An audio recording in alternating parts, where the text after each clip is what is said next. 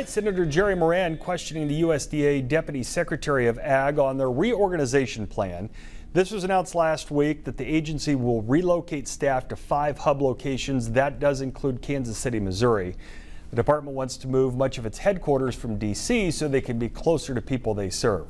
Senator Moran says he's pleased with the decision after having previous talks. I expressed my appreciation for the idea that work by federal employees and work for federal taxpayers and constituents, particularly farmers and ranchers, can be accomplished outside the D.C. area. Senator Moran says the relocated employees should be required to appear in person and not work remotely. He also asked the Secretary to make sure Kansas City will continue to play a role in international food aid programs.